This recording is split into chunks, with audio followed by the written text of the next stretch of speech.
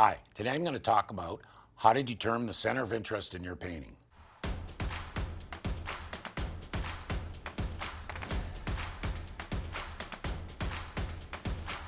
Hello everyone, my name is Mike Svob and welcome to my channel. I've been teaching and painting for over 30 years and I've decided to start this channel to help you become a better artist. If you stay with us on this channel, I will answer your questions on a weekly basis about how to become that better artist.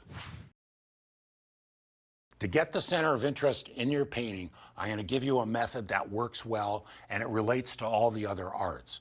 Now, the center of interest in your painting, and this is the way I like to explain it, it's an analogy to all the other arts, is it's whatever is the most important thing in your painting or place in your painting or point in your painting that draws the viewer's eye. That's the center of interest.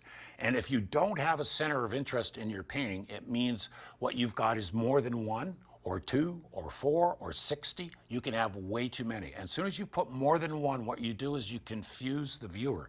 The viewer doesn't know what the center of interest is, and that's your fault. You have to decide what the center of interest is going to be. And you've got to make sure that's the most important thing in your painting, in your artwork. How do you do that? In painting, you can only do it with shape, color, value, and edge. So you make sure it has the strongest change in color, the biggest change in shape, the highest contrast in value, the hardest edge, or a combination of those things. Or it at least has to be stronger than the others. So any way you do that, you're going to create a center of interest. So your center of interest has all these things happening, and the other points in the painting, which are interesting as well, are lesser so. But lesser in this case means visually less demanding. That's the way I like to put it. So the place in the painting that has the most attention has the most contrast. The place that has the least attention has the least contrast. And they kind of rank down in order. That's how you get your story. That's how you get your main characters. That's how you get your little field soldiers, your harmonies, your symphonies, all those things.